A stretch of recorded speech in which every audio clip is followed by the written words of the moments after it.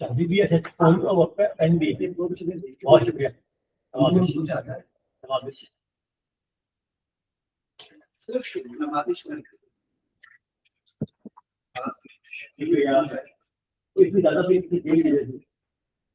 اسی کے بعد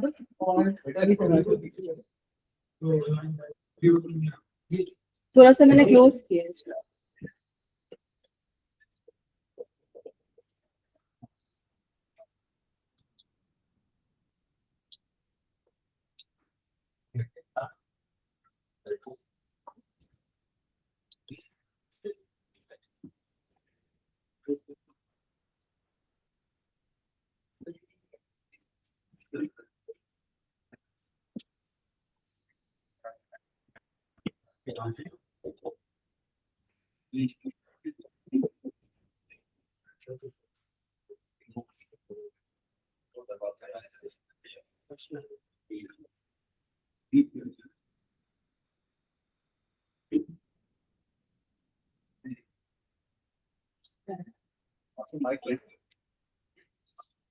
مائک کی ضرورت نہیں.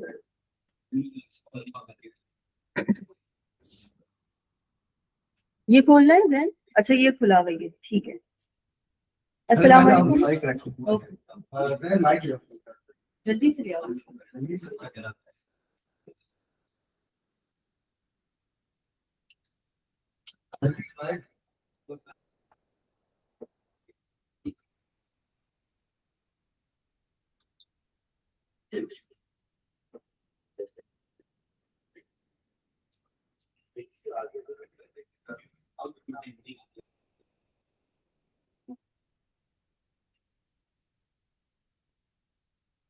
زین مائک ہے.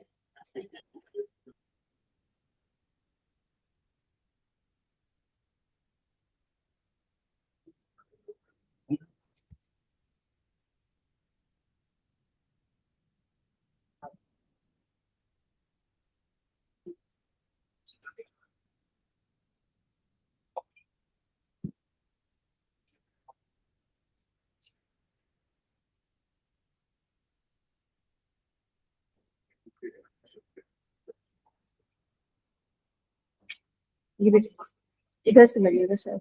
لگا لو.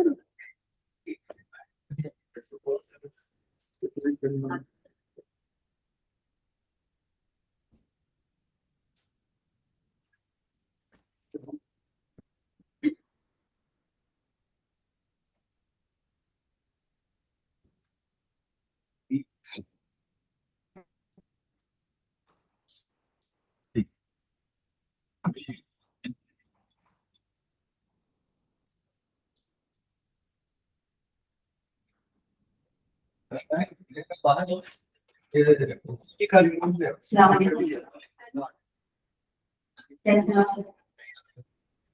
بہت معذرت تاخیر سے شروع کرنے کے لیے. بس کچھ یہ ہمارا پہلا سمجھنے کا تجربہ ہے کہ ہم آن لائن سیشن دینا چاہ رہے ہیں, کیونکہ جو لوگ میری نشستوں میں آتے رہے ہیں اور اس سے پہلے بھی کلاسز اگر انہوں نے اٹینڈ کیے تو آپ لوگوں نے سنا ہوگا ڈاکٹر اختر علی سید کا ذکر میں بہت کرتی ہوں, اور اس کی بہت ساری وجوہات ہیں. ویسے کیونکہ جو ڈاکٹر اختر کام کر رہے ہیں وہ ان کی کتاب ابھی کافی 1-2 سال ہوئے ہیں, سائیکالوجی آف کولونائزیشن سے انہوں نے جو ایک کتاب شائع کی ہے. اس کے علاوہ ان کی جو موڈیلٹی ہے وہ آئیڈیٹک تھراپی کرتے ہیں, اور اس پہ انٹلیکچوئل ڈسیبلٹی کے جو کیسز ہیں اس پہ ان کا جو ہے وہ فاؤنڈیشنل کام ہوا. اور اس کے علاوہ بہت فلاسفیکل روٹس مضبوط ہیں ڈاکٹر اختر علی سید کے. ہم نے ایک ٹریننگ کی بریف ٹریننگ اٹینڈ کی جس میں بہت خوبصورت سی نشست تھی, اور موڈیلٹی تو انہوں نے بہت ہی کمال کی سمجھائی تھی, لیکن اس کے علاوہ جو ہسٹوریکل کانٹیکسٹ انہوں نے بتایا تھا, اور جو ایک چیز میرے ذہن میں اس وقت اسٹرائک کر گئی کیونکہ جو تھراپسٹ ہے بیسیکلی وہ ٹیکنیشین نہیں ہے, اور فلاسفیز کو طرح سے نکال دیا گیا ہے سائیکالوجی سے. وہ کچھ چند چیزیں تھیں جنہوں نے ایک طرح سے انلائٹن کیا تھا اور میری اس جرنی کو اور مزید بڑھایا, جو کہ آلریڈی ہم تانش رامش اور رامش والے ایک سلسلے میں چل رہے تھے. کلچرل ریوائول پہ ہم بات کر رہے تھے, ٹریڈیشنل وزڈم پہ ہم بات کر رہے تھے, ساؤتھ ایشین وزڈم پہ, ایسٹرن وزڈم پہ بات کر رہے تھے. تو وہیں پر جب وہ جو ایک تضاد آ رہا تھا کہ کیونکہ میری فیلڈ سے कोई लेजिटिमेसी की आप सीख कर रहे होते ना, कोई प्रोफेसर कोई बड़ा आपका जो आपको बता रहा हो कि इस तरह की चीजें इस तरह से एग्जिस्ट कर रही हो और आपके ही कल्चर से लिंक हो, तो उनमें से डॉक्टर अख्तर अली सैयद का नाम मेरे ख्याल से मेरी जिंदगी में तो जरा फहरिस्त आएगा। तो सर बहुत शुक्रिया, आपको मैं डायरेक्ट नहीं देख पा रही हूँ क्योंकि आप एक तरफ यहाँ मौजूद हैं और एक तरफ वहाँ है, तो बस मैं ऑडियंस से मुखातिब होते हुए ये सेशन लीड करूंगी। लेकिन बहुत शुक्रिया आपने इस नशिस्त में शिरकत की, और हमारी कोशिश थी कि आप लाइव हमारे साथ मौजूद होते। यहाँ पे बहुत सारे हमारे कम्युनिटी मेंबर यही कह रहे थे कि ये तो पहली दफा ऐसा हो रहा है और आप मौजूद नहीं है, लेकिन आप ऑनलाइन भी हमारे साथ हैं, तो बहुत शुक्रिया और टाइम निकालने के लिए, और आपसे भी माजरत है ताकि इसे हम इस सेशन को शुरू करें। तो सर अभी हमारा जो आज का टॉपिक है वो है रेजिस्टिंग साइकोलॉजिकल कॉलोनाइजेशन। अब इसमें थोड़ा सा थिन लाइन ऑफ डिफरेंस है कि जब हम कॉलोनाइजेशन की साइकोलॉजी की बात करते हैं इट्स अ डिफरेंट थिंग, लेकिन जब हम कह रहे हैं साइकोलॉजिकल कॉलोनाइजेशन तो both are the different context. इसमें एक बारीक सा फर्क है। जब हम कॉलोनाइजेशन की साइकोलॉजी को स्टडी कर रहे हैं तो उसमें सोशल और पॉलिटिकल एस्पेक्ट्स भी एड्रेस होते हैं, लेकिन जब हम साइकोलॉजिकल कॉलोनाइजेशन की बात कर रहे हैं तो हम प्योरली साइकी की बात कर रहे हैं, इमोशंस की बात कर रहे हैं, फीलिंग्स की बात कर रहे हैं, हमारे माइंड्स की बेसिकली बात कर रहे हैं कि उस पर कॉलोनाइजेशन का क्या इम्पैक्ट आया। तो सर आपसे पहला सवाल, आप बेसिकली उसका जो तारुफ है कॉलोनाइजेशन का जिस तरह से आप अपने अंदाज में करते हैं, आपसे तो उसको भी बुनियादी तौर पे शुरू कीजिएगा, लेकिन मैं अपने दो सवालात आपके सामने पेश करती हूँ जिससे हम गुफ्तगू आगे बढ़ाना चाहेंगे। उसमें ये कि क्या साउथ एशियन जो माइंड है या जो जहन है क्या अब तक कॉलोनाइज्ड है? पहला सवाल ये है, वेस्ट से कॉलोनाइज्ड है, और दूसरा ये कि अगर कॉलोनाइज्ड है तो उसको हम कैसे रेजिस्ट कर सकते हैं, उससे हम कैसे बच सकते हैं, क्या तरीके जी उसको रेजिस्ट कैसे कर सकते हैं? जी प्लीज सर आप बताइएगा जो भी। थैंक यू वेरी मच, शुक्रिया ज़हरा। और इजाज़त सर, मेरी आवाज मुझे वापस आ रही है? ओके यहाँ से मेरे ख्याल से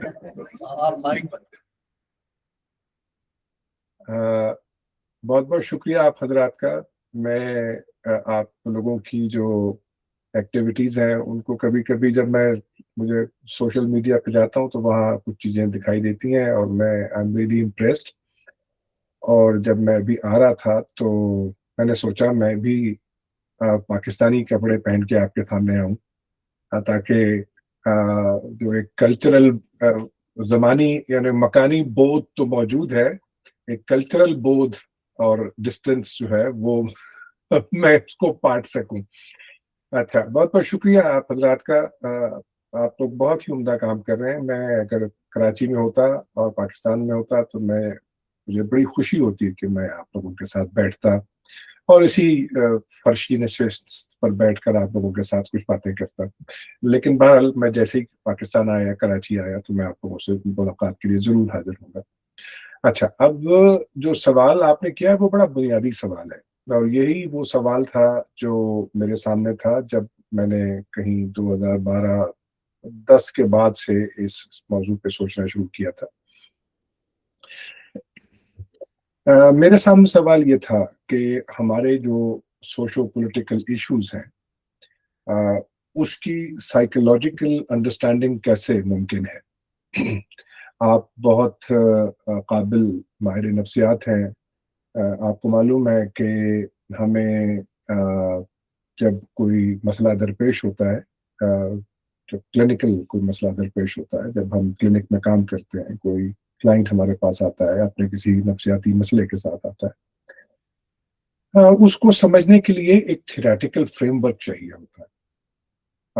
अगर आप मिसाल के तौर पे अभी आपने नाम लिया सीबीटी का, आइडेटिक थेरेपी का और साइकोएनालिसिस का, जिसका भी आप कोई भी मोडालिटी जिसके साथ आप काम कर रहे हैं, तो वो आपको वो थ्योरेटिकल फ्रेमवर्क फराहम करती है वो थेरेपी।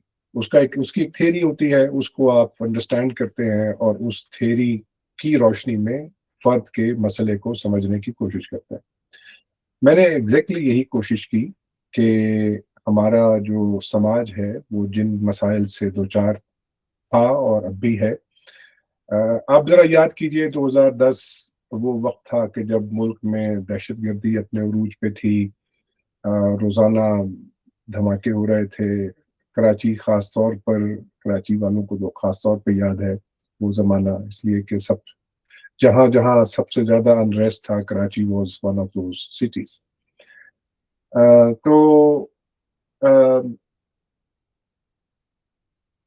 उस स्ट्रगल में, उस ज़हनी कोशिश और काविश में मुझे ये लगा कि जो माहिरीन, बड़े माहिरीन जो कलोनियलिज्म पे लिख रहे थे, कलोनियलिज्म का तर्जुमा मैंने इस्तेमार किया है, हमारे यहाँ उसका तर्जुमा नौआबादियाती निज़ाम और ये और वो किया जाता है, जो कि गलत है।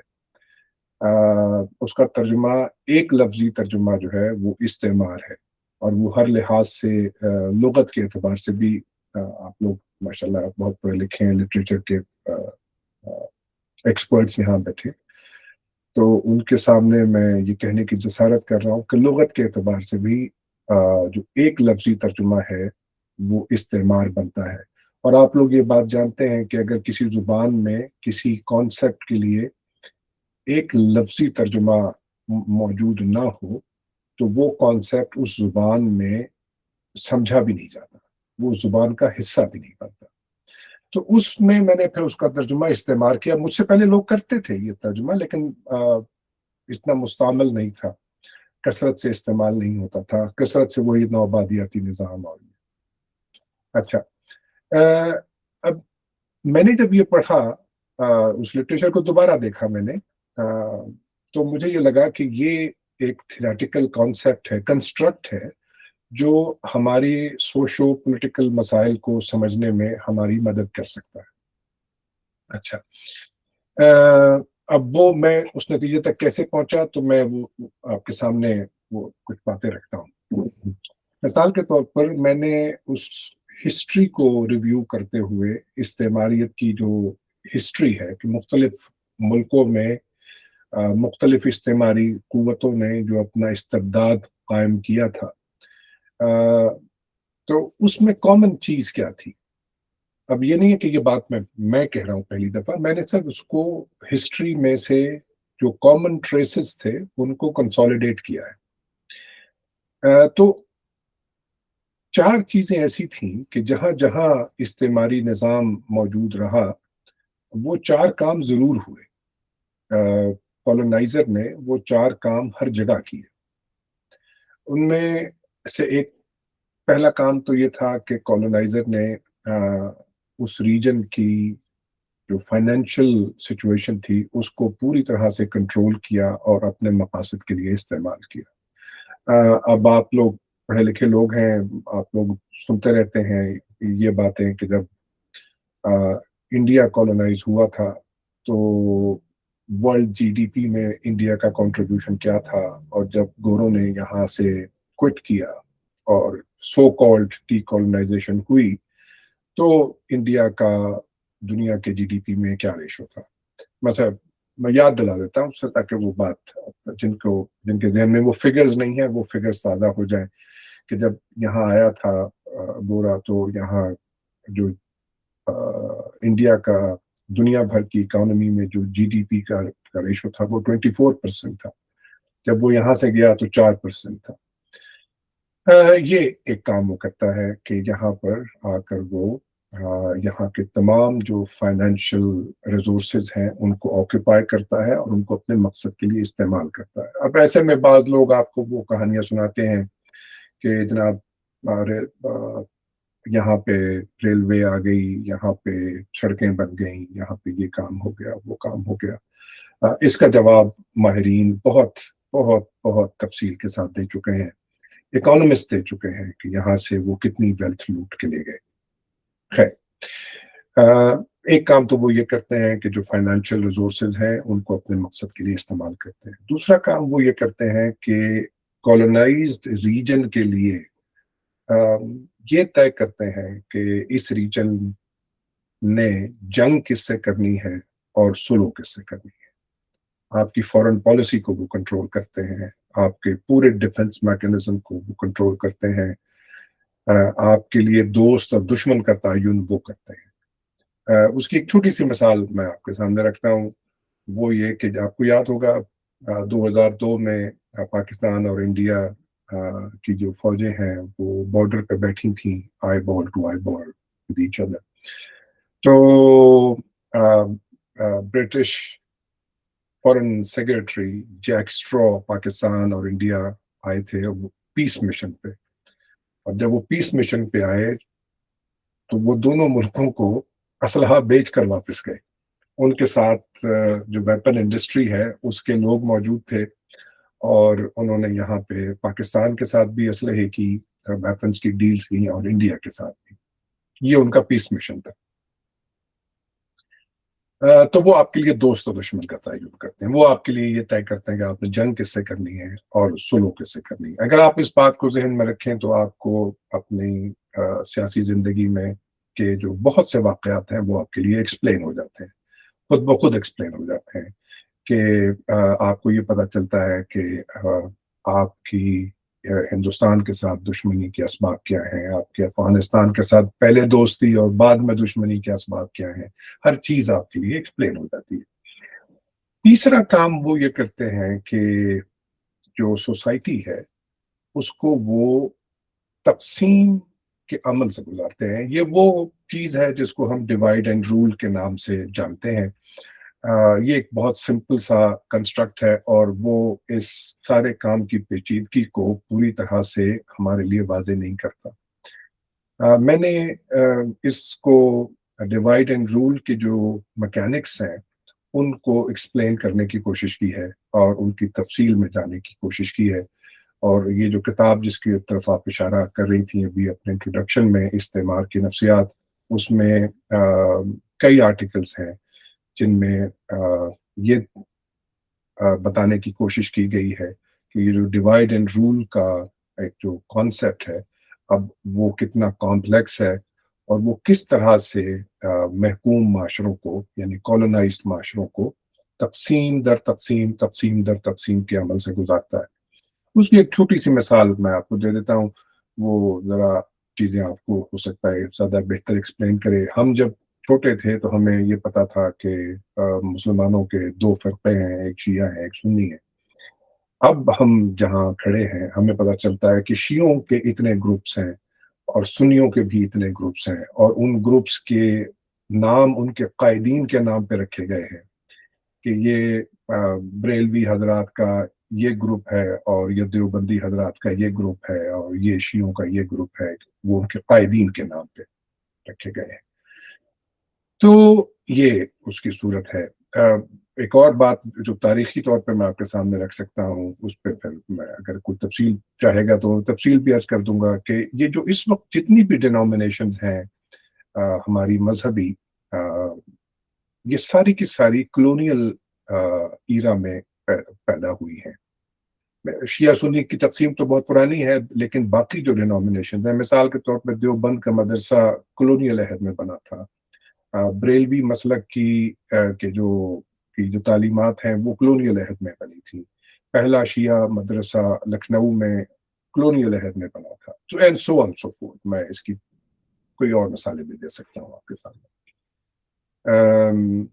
इत्तफाक से तौहीन का पहला बिल, ये जो आज हमारे यहाँ एक इतना बड़ा इशू बना हुआ है, तौहीन का पहला बिल भी कलोनियल अहद में, कानून भी पास हुआ था, वो भी कलोनियल अहद में हुआ था। तो तीसरा काम वो ये करते हैं कि माशरे को तकसीम करते हैं, तो सिर्फ तकसीम नहीं करते, तकसीम दर तकसीम करते हैं। और उस तकसीम के अमल में जो चीज़ वो करते हैं वो ये कि जो पुराने इख्तलाफात हैं उनको बड़ा करते हैं, मैग्नीफाई करते हैं, उनको ज़िंदगी और मौत का मसला बनाते हैं और ये साबित करते हैं, हमारे जहनों में ये बात बिठाते हैं कि असल में हमारे मसाइल की जड़ ये हमारा फला मुखालिफ है, मजहबी मुखालिफ है, सियासी मुखालिफ है। ये अगर मिट गया कायनात से, रूए ज़मीन से हमने इसको तो नाबूद कर दिया तो हमारी जिंदगियां बहुत सहल हो जाएगी। ये तीसरा काम है। और नए इख्तलाफात पैदा करते हैं, पुराने इख्तलाफात को हवा देते हैं और नए इख्तलाफात पैदा करते हैं। चौथा काम जो करते हैं वो ये है कि जो कॉलोनाइज्ड लोग हैं اب آپ نفسیات کی اسٹوڈنٹ ہیں, نفسیات کی پریکٹیشنر ہیں میری طرح سے, تو یہ کام اب آپ بہت خوبی سے دیکھ سکتے ہیں کہ وہ کالونائز لوگوں کو یہ یقین دلاتے ہیں کہ آپ ذہنی طور پر, اخلاقی طور پر, انسانی طور پر کمتر ہیں. آپ علمی لحاظ سے ان سے بہت پیچھے ہیں, آپ وہ لیول اچیو نہیں کر سکتے, ذہنی لحاظ سے کمتر ہیں, اخلاقی لحاظ سے کمتر ہیں, آپ باربیرک ہیں, آپ وحشی ہیں, آپ کے ہاں انسان کی قدر نہیں ہے. اب یہ جو میں نے دونوں کام آپ کو آخری بتائے ہیں, ذرا سا ان کو ریلیٹ کریں. پہلے اختلاف پیدا کرتے ہیں, جب اختلاف کرنے والے ایک دوسرے کو مارنا شروع کرتے ہیں, قتل و غارت کی فضا بنتی ہے, تو اب دوسرا کام وہ کرتے ہیں کہ دیکھا ہم کہتے نہیں تھے, تو باربیرک ہیں یہ, تو اپنے they are killing each other. ان کا معاشرہ دیکھیے, وہاں پہ کوئی سکون کا دن نہیں گزرتا, ہر وقت قتل و غارت کا بازار گرم ہے, اور لوگ ایک دوسرے کی گردنیں کاٹ رہے ہیں اور گردنیں کاٹ کے ان سے فٹ بال کھیل رہے ہیں. اب آپ اپنے ہاں ہونے والے واقعات کو دیکھیے اور اپنے سامنے رکھیے کہ جو جو کچھ آپ کے ساتھ ہو رہا ہے, کیا ان میں سے کوئی بھی ایسی چیز ہے کہ جو ان 4 جو میں نے چیزیں گنوائی ہیں ان سے باہر جاتا ہو؟ آپ مجھے کوئی ایسا سوشو پولیٹیکل ایول یا مسئلہ گنوائیے کہ جن کے نیچے سے ان 4 میں سے, یا بعض اوقات آپ کو 4 ایک ہی جگہ پر اکٹھا ایک واقعے کے نیچے موجود نظر نہ آتے ہیں. اب جو پہلے ہے, جو اقتصادی مسئلہ ہے اور جو فورن پالیسی کا مسئلہ ہے, وہ تو ظاہر ہے کہ سائیکالوجی کے ڈومین سے ذرا باہر ہے, لیکن اس میں بھی میں آپ کو کچھ سائیکولوجیکل فیکٹرز گنوا سکتا ہوں.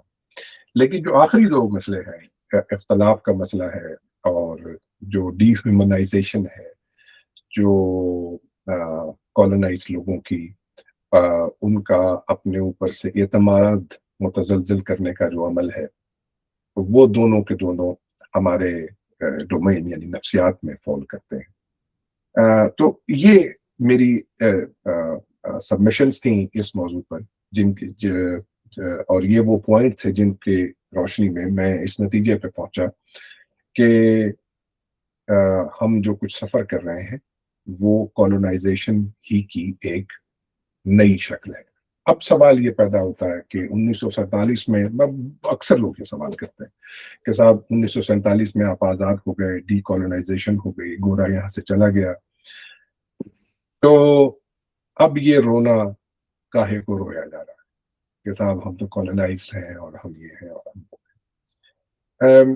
اگر آپ جو کلونیلزم کا لٹریچر ہے اس کو دیکھیں گے تو آپ کو پتہ چلے گا کہ 1947 وہ سال ہے کہ جب ڈی کالونائزیشن کا عمل دنیا بھر میں شروع ہوا. اس کے بعد مزید اور ریاستیں آزاد ہوئیں, اور ریاستیں جو آزاد ہوئیں ان کے پیچھے یہ ریزن نہیں تھی کہ جو کالونائزر تھا وہ اس بات پہ کنونسڈ ہو گیا کہ جو کچھ وہ کر رہا تھا وہ غلط تھا اور اب مجھے یہ کام ختم کر دینا چاہیے. اس کے پیچھے اس کے اپنے اسباب تھے, اس کے اپنے مسائل تھے. ورلڈ وار 1 تھی, ورلڈ وار 2 تھی, جس کے بعد یہ کام شروع ہوئے تھے.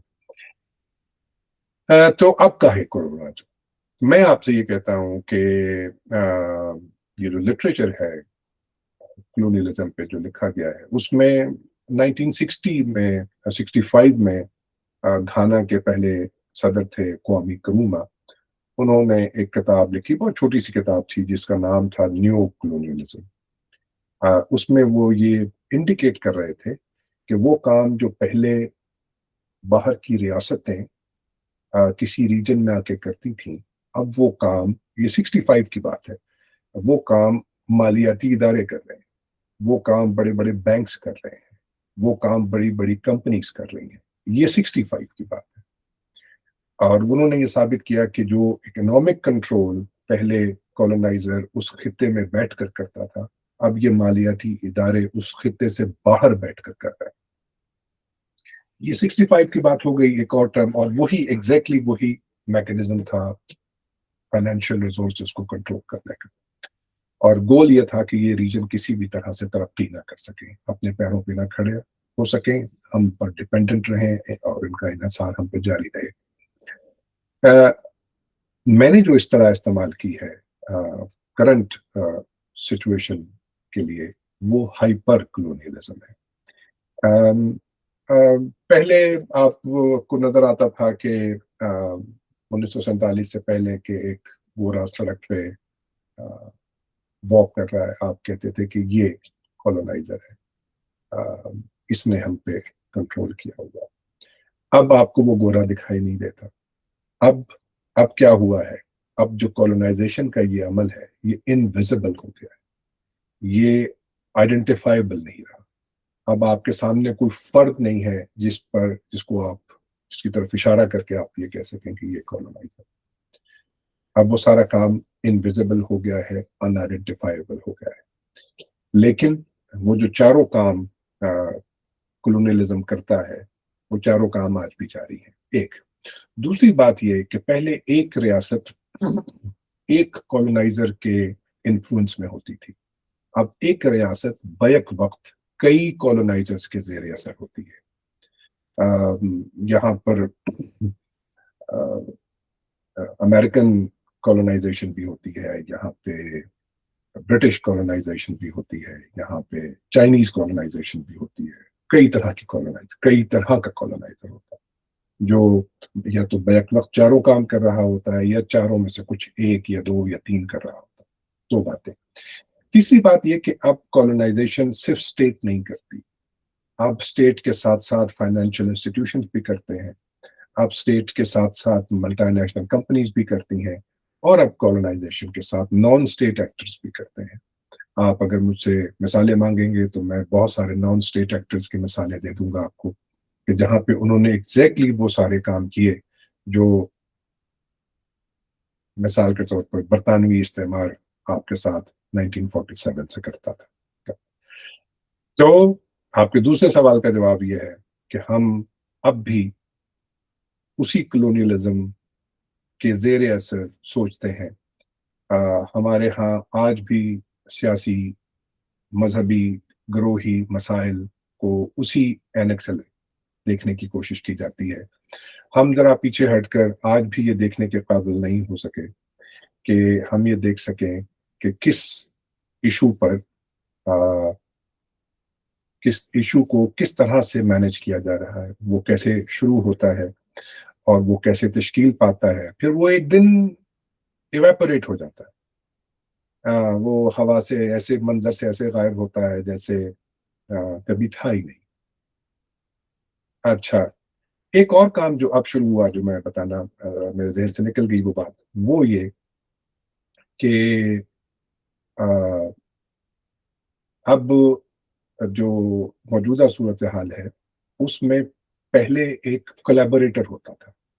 मिसाल के तौर पर बरतानवी साम्राज्य है तो उसके साथ कोलैबोरेट करने वाले फ्यूडल लॉर्ड्स होते थे, सियासतदान होते थे, आला अफसर होते थे, वो कोलैबोरेटर होते थे। अब वो कोलैबोरेटर जो थे वो पुराने, अब वो खुद छोटे छोटे कॉलोनाइजर्स की सूरत में आपको दाएं बाएं नजर आ जाते हैं। उनके अपने एजेंडाज हैं, वो कोलैबोरेट भी कर रहे हैं मगर लोकली उनके अपने एजेंडाज भी हैं। तो अब एक लोकल कॉलोनाइजर भी है। अब जरूरी नहीं है कि आपकी सरजमीन एक किसी बड़े कॉलोनाइजर के जेर असर हो।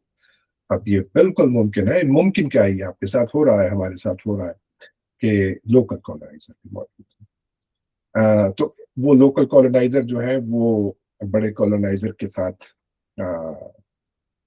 एक ज्वाइंट वेंचर पे होते हैं और काम वही करते हैं जो कॉलोनाइजर करता है। तो हम आज भी उसी तरह से सोचते हैं। हमारे यहाँ जो तफरीक की मौजूदा सूरत हाल है उसके अगर आप नीचे जाएंगे तो आपको यही नजर आएगा।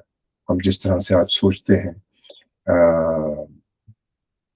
मुख्तलिफ मौज़ूआत पर, हम किस तरह से लीडर सेलेक्ट करते हैं, किस लीडर के पीछे जिंदाबाद मुर्दाबाद के नारे लगाते हैं, ये सारी कोशिश काविश बहुत आसानी से एक्सप्लेनेबल है मेरे हम्बल ओपिनियन में, अगर आप इस कॉलोनियलिज्म के थीसिस को ध्यान में रखें। अच्छा डॉक्टर अख्तर, आपने बहुत अच्छे से ये जो टाइप्स बताई हैं कि कॉलोनाइजर्स कैसे हमारे साथ अब हमारे ही साथ मौजूद हैं और कैसे हम उनको आइडेंटिफाई करना भी एक मुश्किल काम हो गया है और नामुमकिन सा एक काम हो गया है, और बहुत अच्छी मिसालें आपने इसमें दी। अब थोड़ा सा कुछ ایک سوال ہے کہ کیا یہ کہنا صحیح ہوگا کہ جو ماڈرن انسان ہے، جو ماڈرنٹی میں ایگزسٹ کر رہا ہے، جو ایرا شروع ہوا ہے ماڈرنٹی کا، وہی کالونائز ہے، یا ان دونوں میں کوئی فرق ہو سکتا ہے؟ اور دوسرا سوال یہ کہ کیا ایک انسان ماڈرن سوچ سکتا ہے وداؤٹ بینگ کالونائز؟ دوسرا سوال یہ. اور جیسے بھی آپ نے مثال دی کہ بہت سی چیزوں پہ جیسے لیڈرس کو سلیکٹ کرنے والی آپ نے مثال دی کہ اس کے اندر ہمارے بہیویئرس میں نظر آ رہا ہے کہ کیسے وہ انفلوئنس ہے فرام دا کالونائزر. تو روزمرہ کی زندگی میں وہ تھنکنگ پیٹرنز ہمیں کہاں پر نظر آتی ہے؟ کیونکہ میں اپنی پریکٹس میں اکثر دیکھ رہی ہوتی ہوں کہ کس طرح سے جو چیزیں ہیں، اور آج کل تو خیر بہت زیادہ ڈی کالونائز ہونا شروع ہو گئی، اور اس کی وجہ بھی آپ کو پتہ ہے کیونکہ اب جو بستی تھی ویسٹ کی وہ بہت سامنے آ چکی ہے، تو آپ لوگ بولنے لگے. لیکن ماشاء اللہ سے جب آپ کا کام آپ کر رہے ہوں گے تب تو وہ ایک عروج پر تھا جس پہ لوگ بہت واہ واہ کرتے تھے کہ وہاں پہ چلے جائیں یا وہ لوگ بڑا اچھا کام کر رہے ہیں. تو یہ آپ کے لیے زیادہ مشکل کام رہا ہوگا اس کو آئیڈینٹیفائی کرنا. تو ابھی جو ہمارے تھاٹس اور ایموشنز ہیں، ایون آفٹر نوئنگ کہ کیا حقیقت ہے اور کیا چیزیں چل رہی ہیں، وہ کیسے روزمرہ کی زندگی میں ریلیشن شپس کے اندر ہماری سائیکولوجیکل جو پرابلمس ہیں اس کے اندر ہم کیسے ان کو آئیڈینٹیفائی کریں گے اور کیا فرق ہو سکتا ہے ان دونوں چیزوں میں؟ جی سر. آپ نے ایک بہت ہی وسیع کینوس میرے سامنے رکھا ہے. میں کوشش کرتا ہوں اس کو مختصر اس پہ کچھ کہہ سکوں. پہلی بات تو یہ ہے کہ دیکھیے ماڈرنٹی سے مراد ایک تو ہم کہتے ہیں یہ پری ماڈرن ایرا تھا، یہ ماڈرن ایرا تھا، یہ پوسٹ ماڈرن ایرا تھا. ایک تو ماڈرنٹی سے مراد یہ ہے اگر میں صحیح سمجھاؤں. لیکن ایک ماڈرنٹی سے مراد یہ ہے کہ جدید تعلیم یافتہ لوگ اور پڑھے لکھے لوگ. تو اگر میں یہ سمجھوں، مجھے کریکٹ کر دیجیے گا اگر میں غلط سمجھ رہا ہوں. اگر تو آپ کا جیسے ابھی ماڈرنزم ایک چل رہا ہے اور پہلے ٹریڈیشنل اس پہ ہم دیکھتے ہیں کہ ایک طرح سے وہی جو فرائڈ کی بھی تھیوریز جن دونوں میں آئی ہے 80s کی اگر آپ بات کریں، beginning of 80s world war کی اب بات کر سکتے ہیں، تو وہ ایک ٹرانزیشن ہمیں نظر آتی ہے نا. بہت ہی چیزیں جو ہے وہ مختلف ہوئی ہے، جہاں پر ایک یونیورسلٹی پہ ریلائی کر رہے تھے اب انڈیویجولسٹ ہو گئے. تو اس کی جو ہے وہ میں بات کرتے ہیں. اچھا دیکھیے یہ فلسفی کی ڈسکشن ہے. ابھی میں نے ابھی سے مراد گزشتہ برس ایڈورڈ سعید ایک امریکن دانشور تھے. ان کی ایک بہت ہی اہم بک تھی اورینٹلزم. آپ میں سے یقیناً بہت سے لوگ اس تھیسس سے واقف ہوں گے. وہ تھیسس بہت اہم تھا اور وہ کلونیلزم کو سمجھنے کے لیے اس لیے بھی اہم ہے کہ وہ ہمیں بہت سارے مغالطوں سے نکالتا ہے. مثال کے طور پر ایک مغالطہ یہ تھا کہ علم جو ہے وہ جانبدار نہیں ہوتا، وہ امپارشل ہوتا ہے. آپ علم سیکھیے، پڑھیے، اور اس کا کوئی علم کا کوئی استعماری ایجنڈا نہیں ہوتا. یہ ایک گمان تھا. اس مغالطے سے سب سے پہلے ایڈورڈ سعید نے دنیا کو نکالا باضابطہ طور پر. اس سے پہلے یہ کام ہو رہا تھا، لیکن جو بعض اوقات آپ جس شدت سے، جس قوت سے کوئی بات کرتے ہیں وہ آپ کی بات کو زیادہ ہائی لائٹ کر دیتی ہے. تو اس بات کو ایڈورڈ سعید سے پہلے اس قوت کے ساتھ اور اتنے مضبوط استدلال کے ساتھ کسی اور نے واضح نہیں کیا. ایڈورڈ سعید کا کہنا یہ تھا کہ ویسٹ میں، مغرب میں، خاص طور پہ یورپ میں کیونکہ استعماری نظام قائم کیا ہوا تھا، تو اس کو یہ ضرورت تھی کہ وہ استعماری نظام کو جسٹیفائی کرنے کے لیے ایک نیریٹو بھی بنائے اور یہ ریزن بھی بتائے کہ اس نے ان خطوں کو کالونائز کیوں کیا تھا. اور وہ اس نے آئیڈینٹیفائی کیے. مثال کے طور پر اس کا فوکس اس بات پہ رہا کہ اسلام کے بارے میں ویسٹ نے کیا لکھا. اورینٹلسٹ سے وہی مطلب ہے اس کا کہ جو لوگ مشرق پر بالعموم اور اسلام پر بالخصوص کام کر رہے تھے، اور اس نے کمال مثالیں دی ہیں. ایک مخصوص عرصے کا تعین کرنے کے بعد وہ مثالیں اس نے دی ہیں. میں نے اس کتاب پر ہونے والے جو اعتراضات تھے ان کا تجزیہ کیا ہے. اب 2025 में, اور یہ بتانے کی کوشش کی ہے کہ وہ ان اعتراضات کے باوجود وہ کتاب آج کہاں کھڑی ہے. تو یہ عام پڑھا لکھا آدمی جو سائنس پڑھتا ہے، جو مثال کے طور پر میں نے وہ پروفیشن بھی آئیڈینٹیفائی کیے ہیں. آپ بزنس پڑھ رہے ہیں، آپ آئی ٹی پڑھ رہے ہیں، آپ ڈاکٹر بن رہے ہیں، انجینئر بن رہے ہیں. اب ان شعبوں کے جو لوگ ہیں ان کی نظر بالعموم اس طرف نہیں جاتی کہ یہ علم جو ہے یہ آپ کو کہاں لے کے جا رہے ہیں. اس کی مثالیں بھی دے سکتا ہوں آپ کو، لیکن بہرحال سر دست یہ دیکھیے کہ اس ساری کوشش اور کاوش کا نتیجہ یہ نکلا کہ ایک عام تعلیم یافتہ نوجوان یا ایون میچور لوگ بھی یہ سمجھتے ہیں کہ آپ اگر یہ ویسٹرن جو ایپسٹیمولوجی ہے، ابھی تھوڑا سا ایک مشکل لفظ میں نے بولا ہے، لیکن یہ جو ایک ویسٹرن سٹائل ہے سوچنے کا، اس کو اگر آپ نے ترک کر دیا تو اس کو ترک کرنے کے بعد آپ کے پاس کچھ نہیں بچے گا. آپ لوگ ترقی کی دوڑ میں پیچھے رہ جائیں گے. یہ وہ کام ہوا. اچھا، اب آئیے سائیکالوجی کی طرف.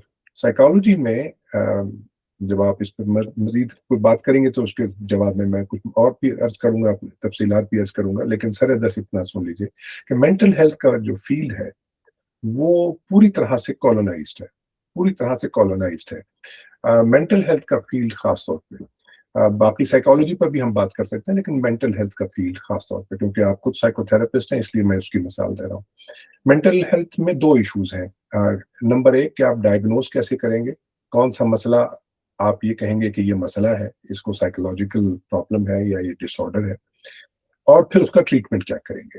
دو ایشو ہو گئے، ایک آپ کا ڈائگنوسٹک سسٹم اور دوسرا آپ کا تھراپیوٹک سائٹ ہے. اس کی جو ڈائگنوسٹک سسٹم ہے، جو پرٹیکولرلی DSM-5 ہے، یہ جو نیا ڈائگنوسٹک سسٹم جو اس وقت ویلڈ ہے، اس پر آپ اٹھا کے دیکھیے کہ ماہرین نے کیا کیا کچھ لکھا ہے. مثال کے طور پر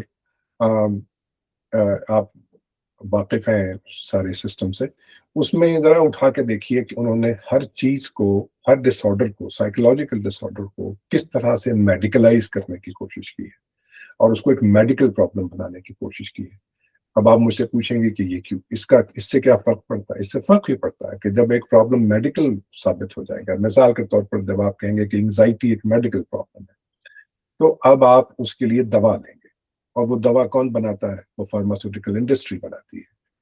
تو اس طرح سے وہ فارماسیوٹیکل انڈسٹری کو سپورٹ کرنے کے لیے انہوں نے میرے اور آپ کے عام ذہنی مسائل جو ہیں ان کو انہوں نے میڈیکلائز کر دیا ہے تاکہ میں اسے دوا کھاؤں. اور وہ اگر آپ سب جانتے ہیں کہ اگر میں انگزائٹی مجھے ہو رہی ہے اور میں اس کے لیے دوا پہ لگ گیا ہوں تو وہ دوا اب ساری زندگی میرے ساتھ رہے گی اور وہ فارماسیوٹیکل انڈسٹری کی انکم کا ایک مستقل سورس بنا رہے گا. اچھا، ہیونگ سیڈ دس، یہ تو ایک بات میں نے کی.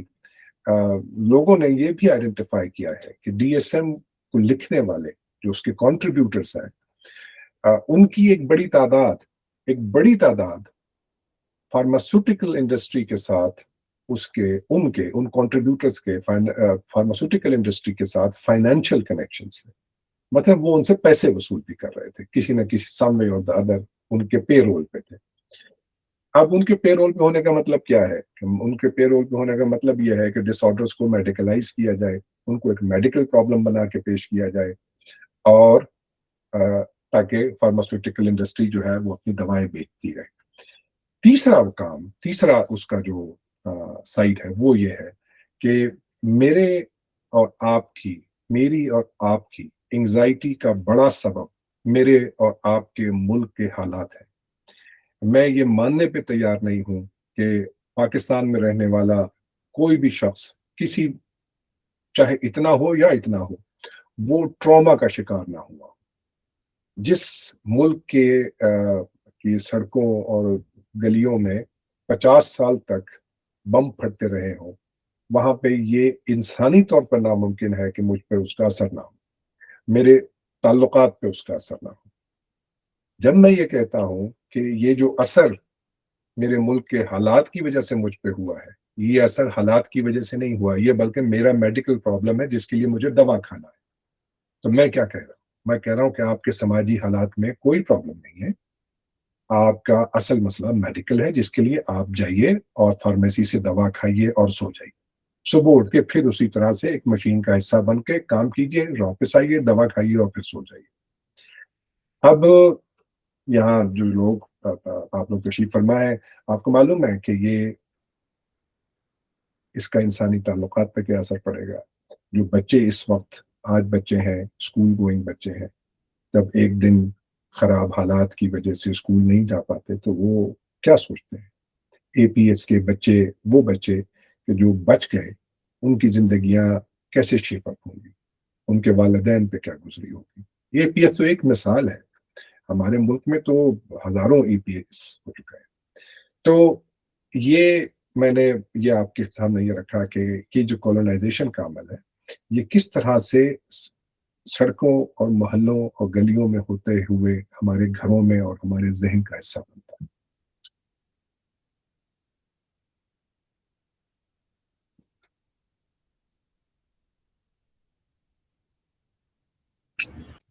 جی بہت شکریہ ڈاکٹر اختر، بہت اچھا. اس میں مجھے آپ کی جو بات آپ نے ٹریننگ کے دوران بھی کہی تھی کہ ہمارے ڈی ایس این میں post traumatic stress dis order کی بات ہو رہی ہے، لیکن ہم پرپیچوئل ٹراما کی بات نہیں کر رہے، یعنی کہ وہ تو ایڈریس نہیں ہو رہی اس طرح.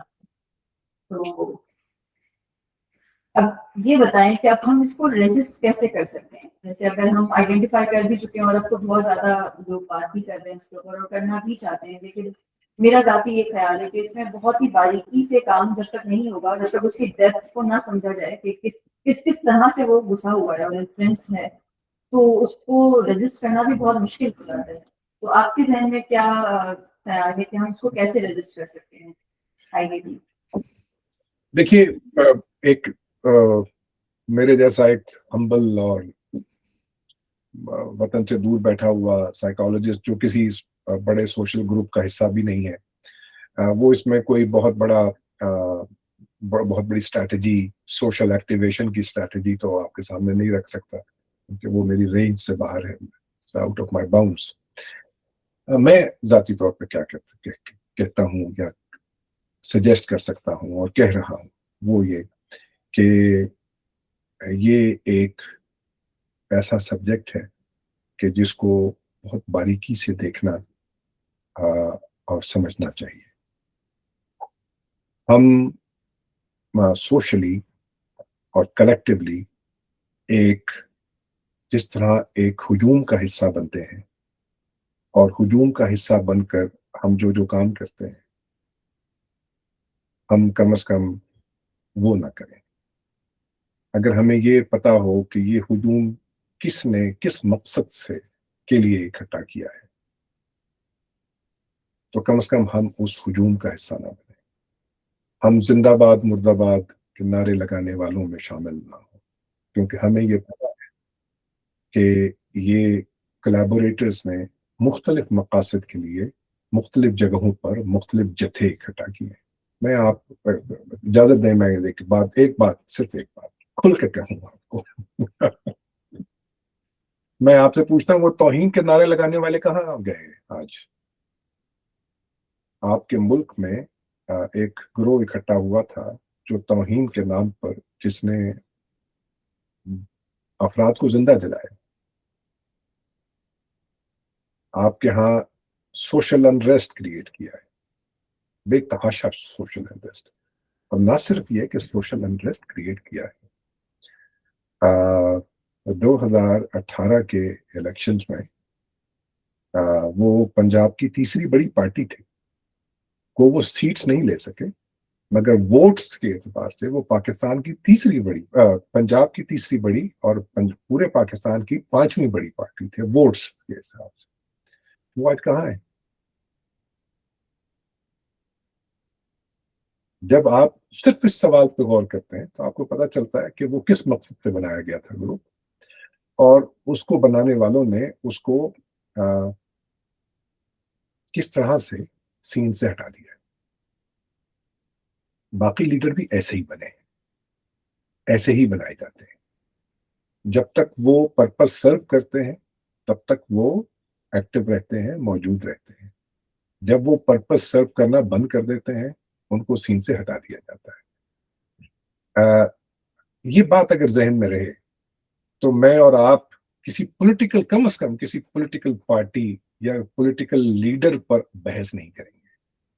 ہم یہ دیکھیں گے کہ یہ کس وقت کس کے مقاصد کی تکمیل کی کوشش کر رہا ہے, کس کے ساتھ کلیبوریٹ کر رہا ہے. تو یہ کم از کم یہ تو میں سجیسٹ کر سکتا ہوں.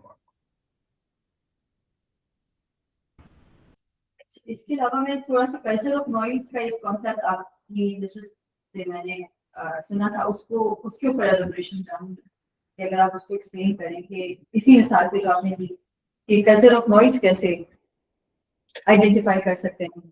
یہ جب میں نے آپ سے ابھی میں گفتگو میں یہ کہہ رہا تھا کہ ڈیوائڈ اینڈ رول کے جو میکینکس ہیں وہ بہت ہی اسٹیبلشڈ ہو گئے ہیں, بہت ہی ریفائنڈ ہو گئے ہیں, بہت ہی کمپلیکس ہو گئے ہیں, اور ان کو ذرا بہت دھیان سے دیکھنا چاہیے. اس میں نے ایک کانسیپٹ انٹروڈیوس کرایا تھا, اس کو میں نے نام دیا تھا کلچر آف نوائز یا شور کی ثقافت کا. اس میں یہ کہنا چاہ رہا ہوں کہ یہ جو ایرا ہے 2000 کی دہائی کے شروع میں, 2003, 4, 5 کے بعد جو سوشل میڈیا کا ایرا شروع ہوا ہے, اس میں اب ہم ایک شور کی ثقافت میں زندہ ہے. شور کی ثقافت کا مطلب یہ ہے کہ اب کوئی سچ ایسا نہیں ہے, کوئی حقیقت ایسی نہیں ہے, کوئی تاریخی واقعہ ایسا نہیں ہے جس پر ملٹیپل بیانات موجود ہوں, کنٹراڈکٹری ملٹیپل بیانات موجود ہوں. میں 1400 سال پرانے تاریخی واقعات کی بات نہیں کر رہا ہوں. میں آپ کو کل کی بات سناتا ہوں کہ رشیا افغانستان میں آیا تھا. یہ ایک واقعہ ہے. اس کے بعد پھر وہ افغان جہاد سو کالڈ شروع ہو گیا.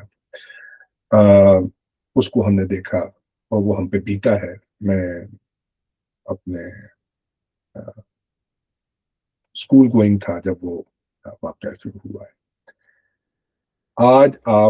صرف آج آپ اس واقعے کو اٹھا کے دیکھیے کہ اس واقعے کے کتنے ورژن موجود ہیں. رشیا افغانستان میں کیوں آیا تھا, کون لایا تھا, کس بنیاد پہ آیا تھا. ہم جب اسکول گوئنگ تھے تو ہمیں یہ بتایا جا رہا تھا کہ رشیا اصل میں پاکستان کے گرم پانیوں تک رسائی کے لیے افغانستان آیا ہے. آج آپ ذرا جا کے اس ہسٹری پڑھیے. اس وقت امریکہ کی جو نیشنل سیکیورٹی جو ان کا ادارہ ہے نیشنل سیکیورٹی کا, اس کے سربراہ برزنسکی صاحب تھے. برزنسکی صاحب نے یہ کیسے پلان کیا تھا کہ رشیا کو افغانستان میں انوائٹ کیا جائے. تو لیکن وہ کتاب چھپے ہوئے اب کوئی 20 سال سے زیادہ عرصہ ہو گیا ہے برزنسکی صاحب کی کتاب کو چھپے ہوئے.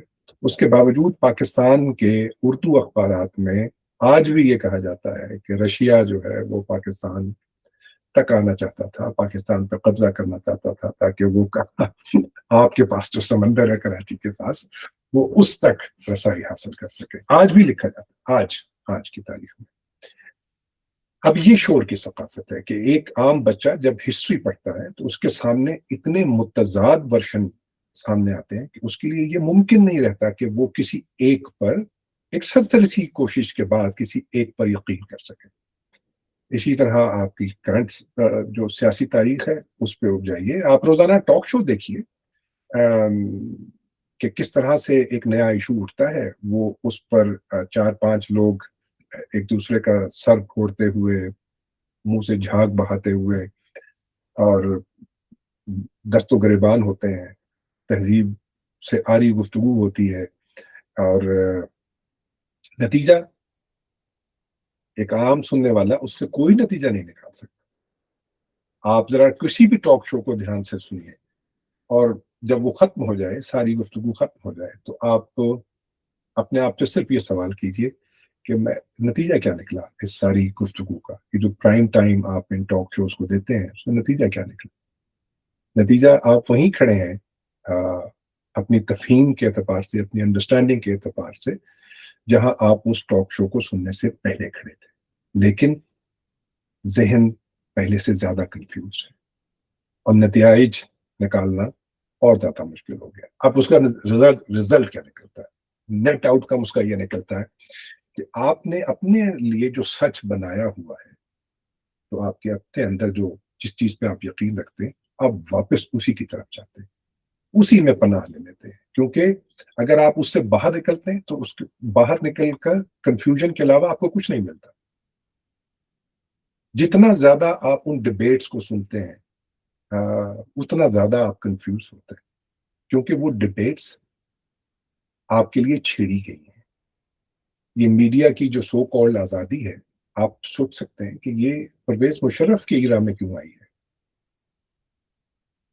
ये जो कंट्रोल्ड आजादी है ये क्यों आई है? मैं आपको अच्छा नहीं लगता, मगर अगर आप नाम भी गिनवाए जा सकते हैं कि ऐसे ऐसे लोग मीडिया में इंडक्ट किए गए कि जिनका जर्नलिज्म से ताल्लुक नहीं था, और वो मीडिया के ऐसे ऐसे एंकर्स हैं कि जो करोड़ों में कमाते हैं। आज काम क्या करते हैं? काम सिर्फ कंफ्यूजन पैदा करते हैं, केओस पैदा करते हैं। ये जो केओस है, ये जहन में रखिए, ये इस्तेमार को सपोर्ट करता है। दो चीजें इस्तेमार को सपोर्ट करती हैं। मैं इस बात को खत्म, एक बात मुझे मेरे जहन में आ गई, कोई अगर याद रहे तो हो सकता है आपको आसानी हो चीजों में। दो बातें इस्तेमार को सपोर्ट करती हैं, एक केओस और दूसरे एंजाइटी, जिसको आप ड्रेड कहते हैं ना, खौफ, अंदेशा, ये इस्तेमार को सपोर्ट करते हैं। ये कंफ्यूजन की मिसाल तो शोर की सकाफत से आप निकाल सकते हैं, केओस की मिसाल ये जो अभी जंग की सूरत हाल है, ये ईरान की जो जंग अभी चल रही है, इसको ये मैं नहीं कहता कि खत्म हो गई है, जिस पर मुज़ाकरात खत्म हो गए हैं, नाकाम हुए हैं। मैं यहाँ बैठा हूँ आयरलैंड में, हमारे अब जब हम बैठते हैं काम की जगह पर, दो चार लोग इकट्ठा कहीं बैठे, मीटिंग से पहले किसी का इंतजार हो रहा है, हम इंतजार कर रहे हैं, चाय पी रहे हैं, वहां पर कोई और गुफ्तगू नहीं होती, हर आदमी खौफजदा है। ये खौफ, ये अंदेशा, ये एक एप्रीहेंसिव थिंकिंग, आप बिद्दर, आप बाहर नफ्सियात हैं, आप जानती हैं कि ये किस तरह से जहनों को ऑक्यूपाई करता है। लोगों की नींदें उड़ गई हैं यहाँ पे आयरलैंड में, यानी एक छोटा सा मुल्क है जिसका जंग से कोई ताल्लुक नहीं है और कोई इम्कान भी नहीं है कि ये उस जंग की लपेट में आएगा, मगर यहाँ पर भी लोग खौफ का शिकार है, क्योंकि यहाँ पे चीजों की कीमतें बढ़ गई हैं। पहली मर्तबा इन 23 सालों में जिस मैं यहाँ हूँ, पहली दफा ये हुआ है कि मेरे इस टाउन में, इस सिटी में पेट्रोल नहीं मिल रहा। जंग यहाँ पहुंची है। जंग का पर्पस ये है कि दो चीजें पैदा की जाए, एक केओस और एक खौफ। और जो इस्तेमार की सबसे बड़ी ख्वाहिश है और कोशिश है। बहुत शुक्रिया डॉक्टर, बहुत अच्छी गुफ्तगू आपके साथ रही है। थोड़े से सवालात लेंगे, तो जो सवाल है वो आप पूछ सकते हैं, माइक में आप सर की तरफ से ये पूछें, फिर आप आगे करने ओके, आप लोगों का कुछ सवाल होगा? जी जी जी, आप वो शायद आवाज आ रही है आपको डॉक्टर अख्तर? जी आ रही है, जी आ रही है। आपको जी बहुत शुक्रिया सर। अब मेरा सवाल ये है कि जो मुख्तलिफ वक्तों में कॉलोनाइजर्स बने, इसको आपने इस्तेमाल बहुत अच्छा एक इस्तिरदादी लफ्ज आपने इस्तेमाल किया, तो वो कॉलोनाइजर अगर सुपीरियर नहीं थे, if I use the English word, अगर बरतर नहीं थे समाजी तौर पे, सकाफती तौर पे, माशरती तौर पे, उस जमाने में, जिस जमाने में उन्होंने इंडिया को कॉलोनाइज किया, तो अगर वो नहीं बरतर होते तो वो कॉलोनाइज नहीं कर पाते उन बड़ी तहजीबों को, उन बड़ी सकाफतों को, उन बड़े अजहान को जिस पर उन छोटे जजीरों से उठे वो, اور اٹھ کے آتے انہوں نے کالونائز کر لیا اور اب 100 سال 80 سال تک کالونائز رکھا, اور پھر اپنے نقشے پا آپ اتنے گہرے چھوڑ گئے ہیں کہ اب سیاحت سے رہائی نہیں ملی تو بچ جائیں گے والی کیفیت ہے کہ آپ بھی آئرلینڈ ہی میں رہ کر اس استعمار کے خلاف گفتگو کا فرما رہے ہیں جو اس استعماری قوت کا حصہ رہا, اور وہیں پر آپ کو وہ ذہن میں اتنی گنجائش ملی کہ آپ آرام سے گفتگو بھی کر سکتے ہیں, کتاب بھی پڑھ سکتے ہیں, بات بھی کر سکتے ہیں, اور اپنے آپ کو محفوظ بھی استعمال کرتے ہیں. تو وہ سپیریورٹی کوئی ہے یا وہ بھی استعمال ہی کی دی ہوئی ایک میرے ذہن کی ایک وہ ہے کہ اچھا یہ بہتر ہے؟ اگر وہ بہتر نہ ہوتے, میں ریپیٹ کر رہا ہوں کہ میں نے بات لمبی نہیں کرنی چاہیے, سوال میں کمنٹ نہیں ہونا چاہیے, تو کیا وہ جو چھوٹے جزیرے تھے کیا وہ کوئی ایسنس تھا ان کے اندر سپیریورٹی کا جو وہ بڑے صغیروں کو اور استعمار کے نیچے لے آئے؟ یہ بہت ہی جسے کہتے ہیں نا فریکوینٹلی آسکڈ کوشچن ہے, یہ اس ڈومین پہ ایک FAQ ہے یہ, اور یہ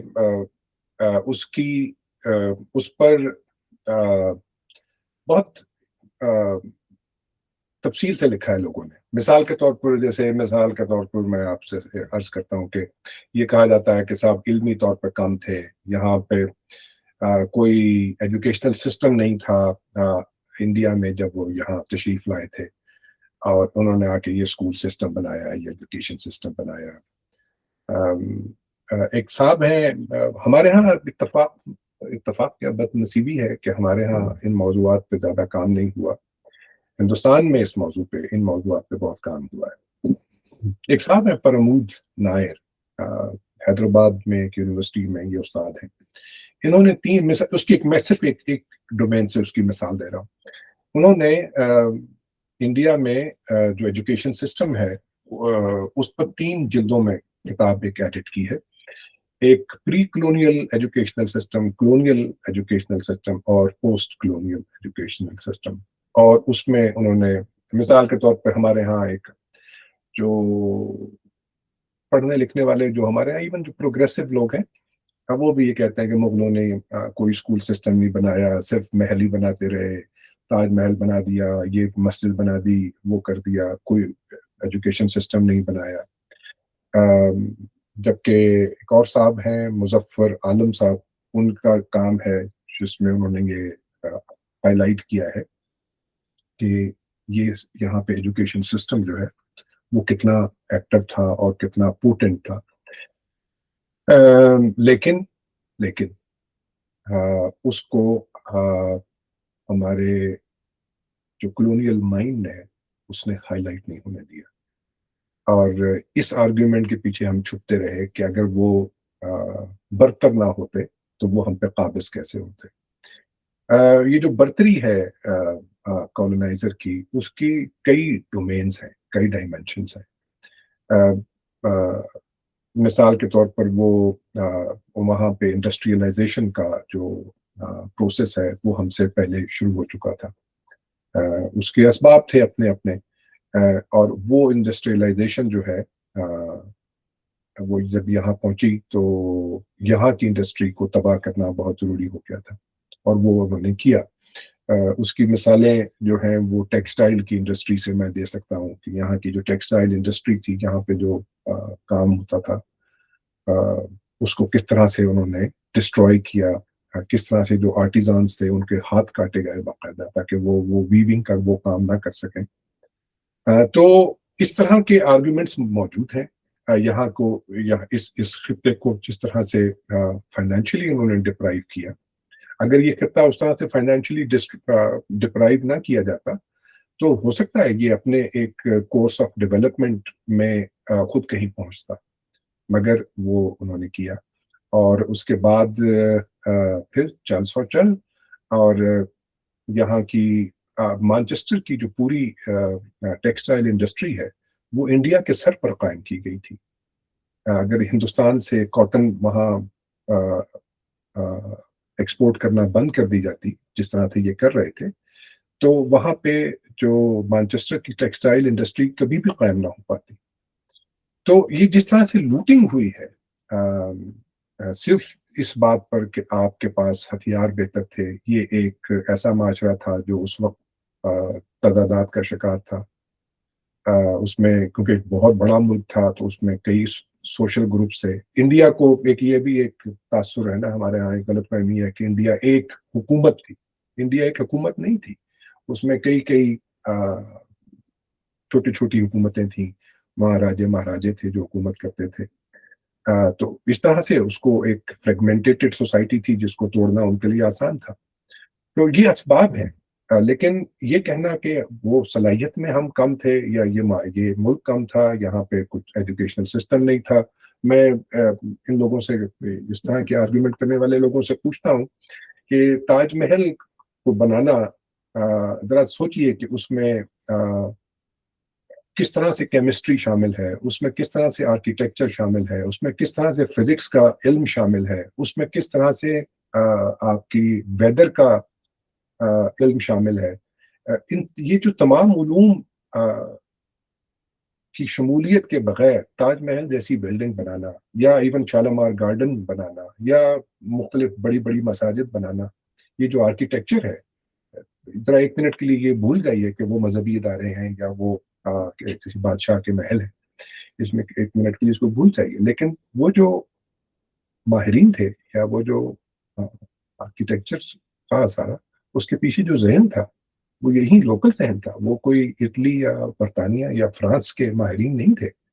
ज्योमेट्री का जो उसमें अमल दखल है, हमारे बहुत बड़े आर्किटेक्चर के उस्ताद थे शौकत महमूद, कार्टूनिस्ट भी थे, मैक्सिम के नाम से कार्टून बनाते थे। उन्होंने इन बिल्डिंग्स पर बड़ी तफसील के साथ ये वादे किया है कि उसमें कितने उलूम के माहिरीन थे वो कि जो जिन्होंने ये बिल्डिंग्स बनाई है। तो ये आर्गुमेंट इस लिहाज से इस हद तक वैलिड है कि जी वो आए, वो उनके पास वो इंडस्ट्रियलाइजेशन वाले काम में आगे थे।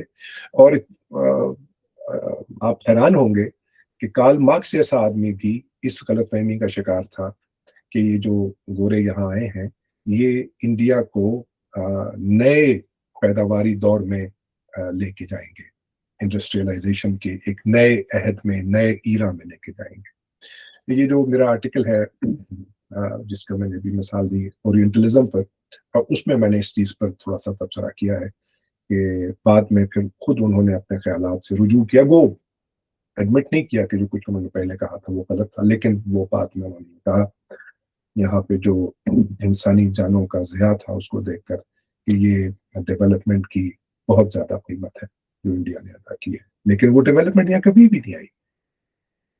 मैंने एक चैप्टर इस पे भी लिखा है, वो मैं आपके साथ शेयर कर लूंगा किसी वक्त के। यहाँ पर असाइलम्स मिसाल के तौर पर ये लेके आए थे, मिसाल के तौर पर एक छोटी सी मिसाल और देता हूँ। जो मेंटल असाइलम्स हैं वो कॉलोनियल अहद में वापस आया। कॉलोनियल अहद से पहले यहाँ असाइलम नहीं थे। कॉलोनियल अहद से पहले क्या मैडनेस नहीं थी यहाँ पे, जहनी मसाइल नहीं थे यहाँ पे, नहीं होते थे। उनमें वो स्किज़ोफ्रेनिक्स भी होते थे जो सड़कों पे घुमा करते थे, वो किसी को कुछ नहीं कहते थे। इनको खतरनाक बनाया है मॉडर्न एज ने कि ये खतरनाक लोग हैं, ये आपको नुकसान पहुंचा सकते हैं, जबकि इससे पहले ये खुले फिरते थे। मेंटल असाइलम्स इन्होंने बनाया आगे, हम उनको शाबाश देते हैं, लेकिन आप उन्हीं मेंटल असाइलम्स की हिस्ट्री उठा कर देखिए। पाकिस्तान के हिस्से में सिर्फ 2 आए थे, एक लाहौर वाला और एक हैदराबाद वाला। इनकी हिस्ट्री उठा के देखिए, इनमें जो गोरे थे उनके लिए अलग सेक्शन थे, और जो लोकल खुदा न खास्ता कोई होता था पेशेंट, उसके लिए अलग कैंप होते थे। उनके ट्रीटमेंट डिफरेंट थे, उनकी खुराकें डिफरेंट थी, उनकी मेडिसिन डिफरेंट थी, हर चीज डिफरेंट थी। तो जो डिस्क्रिमिनेशन थी वो इवन मेंटल असाइलम की हद तक भी मौजूद थी। सॉरी मैं थोड़ा लंबा कर गया जवाब, लेकिन मैं आपको ये मिसाल देने की कोशिश कर रहा हूँ, ये बात कहने की कोशिश कर रहा हूँ कि सिवाय इंडस्ट्रियलाइजेशन के ये जब आए थे तो हमें और इनमें कोई डिफरेंस नहीं था। इन्होंने यहाँ आके जो लोकल इंडस्ट्री थी जो ग्रो करती फाइनेंशियल रिसोर्सेज के साथ साथ, तो वो कहीं की कहीं पहुंचती, जिस सफर से इन्होंने हमें रोक दिया। बहुत शुक्रिया डॉक्टर साहब, आपने दावत दी है हमारी और बहुत अच्छी गुफ्तगू की। एक बात मेरे जहन में गुफ्तगू चल रही थी तो सवाल आया कि बहुत दफा हम ये भी महसूस करते हैं कि हमारे जो जज्बात हैं, मिसाल के तौर पे हमें कैसे पता चलेगा किस बात पे खुश होना है, किस बात पे दुखी होना है, ये भी बहुत हद तक इन्फ्लुएंस होता है हमारे जो मुस्तामिल है या जिसके इस्तेमाल में हम हैं। इस पर भी कुछ बता देंगे क्योंकि आप इसके माहिर हैं। मैं तो कल इस्लामाबाद के विजुअल्स देख रहा था।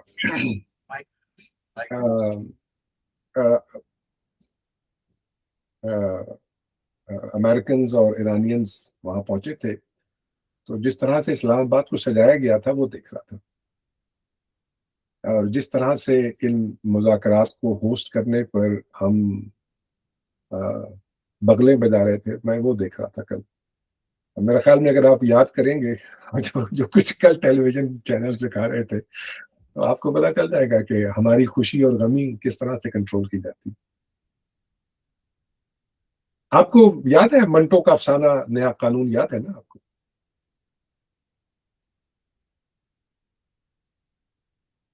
तो ये आपकी बात का जवाब है सर।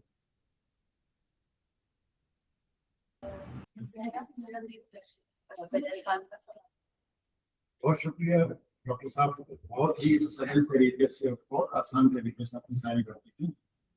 तो मेरा सिर्फ सवाल ये है कि मैं से बात नहीं इसके आबादियात के बारे में। आपकी आवाज मुझ तक टूट रही है पहुंचते हुए, मैं सुन नहीं पा रहा आपकी बात। आप इनको बता दें यहाँ से हम। आप बोलिए। बस हाँ, तो मैं ये कहना चाह रहा था कि जब हम नौ आबादियात की बात करते हैं, हम वहाँ के मुगल या मुसलमानों के डिक्लाइन की बात करते हैं, तो वो तो यहाँ पे जब आए थे हिंदुस्तान, तो वो बाकायदा इन लोग अपने अपने मफादात के तहत, मुगल एम्पायर जो थी उनके अपने मफादात थे, उनके अपने मफादात थे, और उसके बाद फिर ये सिलसिला चलता रहा। और हम आज जो है उनकी ये बात करते हैं कि उन्होंने ये साजिशें की, उन्होंने ये मामला किए, उन्होंने ये नेगेटिविटी की, ये चीजें थी। ये बिल्कुल इस तरह नहीं है जैसे कि दो लोगों की जंग हो और दो लोग आपस में लड़ रहे हों, और लड़ने के बाद फिर हम जो है उस जो मारने वाले उनको कहें कि उसके साथ जंग में मुझे यूं इस तरीके से मारा और तो ऐसा नहीं करना चाहिए था। तो जंग की जंग में तो सब कुछ होता है। तो वो उन्होंने जो किए कि आप के वो जो तमाम मामला थे वो उनका वो इसी तरह करते थे। अब उसको लेके, उन बातों को लेके हम जो है वो सिंपैथी और वो जो है मुसलमानों के लिए ये क्या नहीं समझते कि 16वीं सदी के अंदर जो यूरोप में चल रहा था, हमारे यहाँ पे क्या चल रहा था, ये भी वाली मेंटालिटी है। और अब जो ये मामला चल रहे हैं, तो अब जो है ये मामला है वो भी उसका इसी बात की मतलब अक्कासी करते हैं कि आज उनके बगैर भी हमारी मेंटालिटी ऐसी थी कि हमने और मतलब हमारी जो प्रोग्रेस थी, मेंटल जो प्रोग्रेस थी हमारी इन्हीं मामला, उसकी कमजोरियों की वजह से ये सब कुछ हुआ। और ताजमहल के हवाले से आपने बात की, तो उसके हवाले से कि वो जैसे कि आपने कहा कि पत्थर तराश कर तूने एक ताज मत बना, फनकार की जहान में कटती है। दोबारा सर आप नहीं, ये बहुत अहम सवाल किया आपने। अगर ये किताब कहीं से मिल जाए, ये आउट ऑफ प्रिंट है, इसका अगला एडिशन आने वाला है, इस्तेमार की नफ्सियात। तो इसमें शुरू में एक सीरीज है आर्टिकल्स की इंतहा पसंदी पर। वो 14 आर्टिकल्स हैं की एक सीरीज है। अच्छा, मैं असल में क्या कह रहा हूँ, यहाँ आपने गुफ्तगू को वहां से आगे ले जाने के लिए मुझे हेल्प की है, जहां पर गुफ्तगू अब यहाँ तक आई है। देखिए, इस्तेमाल को आप ब्लेम नहीं कर सकते, मैं ब्लेम बिल्कुल नहीं कर रहा हूँ। मैं सिर्फ आपको ये बताने की कोशिश कर रहा हूँ कि आप ये देखें कि आपके साथ ये हुआ है। अगर आप सिर्फ इतना देख लेते हैं कि ये हुआ है, तो फिर आपकी समझ में ये भी आएगा कि आपने आज तक क्या किया है, और जो कुछ आपने किया है वो किस तरह आपको इस हालत में और इस हालत तक पहुंचाने का सबब बना है। मैं सिर्फ ये नहीं कह रहा कि उन्होंने आपके साथ क्या किया है। जिन चैप्टर्स की तरफ मैं इशारा कर रहा हूं, अगर आप वहां जाएंगे तो वहां आप देखेंगे कि उसके जवाब में हमने जो कुछ किया है वो भी मरीजाना था, वो भी पैथोलॉजिकल था। यानी मैं अपने आप को, अपने माशरे को जिम्मेदारी से बरी जिम्मा करार देने की या साबित करने की कोशिश नहीं कर रहा हूँ। मैं वो मरीजाना ट्रेंड भी दिखाने की कोशिश कर रहा हूँ जो हमने इस्तेमारियत के रद्द अमल में डेवलप किए हैं। इनका टाइटल मैं आपकी खिदमत में अगर देख के अर्ज करूँ, का टाइटल है इंतहा पसंदी, रद्द अमल की नफ्सियात और जहनी पेचीदगियां। और मैंने वो 6 मैकेनिज्म आइडेंटिफाई किए, करने की कोशिश की है। उसको जरा देखेंगे, आप लोग अपनी राय देंगे तो हो सकता है मैं मजीद उसको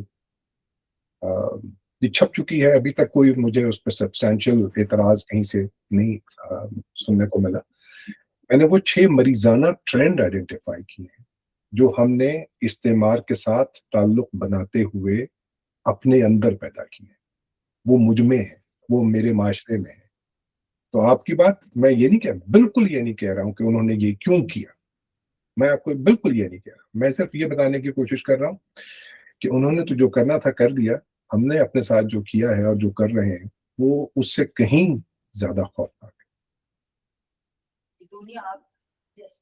So first thing, thank you so much for such an insightful session. हम जब बात colonization की करते हैं, तो I think that ended a few years back. उसका influence जैसे कि आपने कहा कि अभी तक हम पे है. But recently we had this newer shift in the last 10 years, that is of globalization. ठीक है, so हम जब colonialism की बात करते हैं वो तो force था, जंगें हुई मिलिट्री के जरिए, वो हम पे काम कर लिया गया। Globalization is the voluntary one. The new generations are trying to connect with the outer people, बाकी countries के लोग, तो cultural change हो रहा है, वो सब चीजें हो रही है। So do you think that the whole idea of colonization is changed or adapted into the globalization? आपका उस पर टेक क्या है? मैं मुख्तसरन ये कहता हूँ आपको, क्योंकि बात खासा देर मैंने आपका खासा वक्त ले लिया। ग्लोबलाइजेशन भी इस्तिबदाद की एक सूरत है। इस्तिबदाद से मुराद हेजेमनी की एक सूरत है, वो फाइनेंशियल हेजेमनी की एक सूरत है। और वो अगर आप देखेंगे तो आपको उसमें मल्टीनेशनल कंपनीज का रोल बहुत निखर के और बहुत साफ आपको अपने सामने नजर आएगा। मैंने अभी बिन्त ज़हरा ने जो शुरू में साइकोलॉजी के हवाले से सवाल किया था, उस पर मैंने कुछ लिखा था कि मेंटल हेल्थ की ग्लोबलाइजेशन कैसे हो रही है। मिसाल के तौर पे एक आदमी जो अमेरिका में बैठकर एंजाइटी एक्सपीरियंस करता है, वो ये साबित करने की कोशिश कर रहे हैं ग्लोबलाइजेशन के ही कॉन्सेप्ट के नीचे कि पाकिस्तान में एंजाइटी के असबाब भी एग्जैक्टली वो हैं कि जो अमेरिका में बैठे हुए शख्स की एंजाइटी के सबब होते हैं। ग्लोबलाइजेशन जो है वो आपने बिल्कुल ठीक कहा, वो वॉलंटरी है। वो वॉलंटरी इसलिए भी है कि जो सिस्टम आप पर मुसल्लत कर दिया गया है उसमें आपको उस सिस्टम को ज्वाइन करना ही करना है। मिसाल के तौर पर कभी आप इस पे अब तो हम ये सवाल भी नहीं उठाते कि सबसे ज्यादा न्यूक्लियर आर्म्ड मुल्क अमेरिका, उसके लिए ये बात क्यों नाकाबिल कबूल है कि ईरान न्यूक्लियर वेपन बनाए? क्यों वो सैंक्शंस क्यों लगाता है? उन सैंक्शंस का सबब क्या होता है और उसका मकसद क्या होता है? उससे वो क्या अचीव करना चाहते हैं? अब ये एक छोटी सी मिसाल है, हम अब सवाल भी नहीं उठाते। मतलब इस बात पे अगर अमेरिका ने कभी मुज़ाकरात नहीं किए, जिसने वो वाहिद मुल्क है जिसने एटम बम इस्तेमाल किया है, तो ईरान क्यों इजाजत मांगेगा? या पाकिस्तान पे क्यों सैंक्शंस लगे थे जब इन्होंने वो अपना एक्सपेरिमेंट किया था न्यूक्लियर वेपन्स का? क्यों करते हैं ये? You are forced. आपको मालूम है कि स्टैंडर्ड जो मुख्तलिफ प्रोडक्ट्स के स्टैंडर्ड क्या होते हैं, ISO 90 और ISO फलाना और ISO, ये वो क्या स्टैंडर्ड है?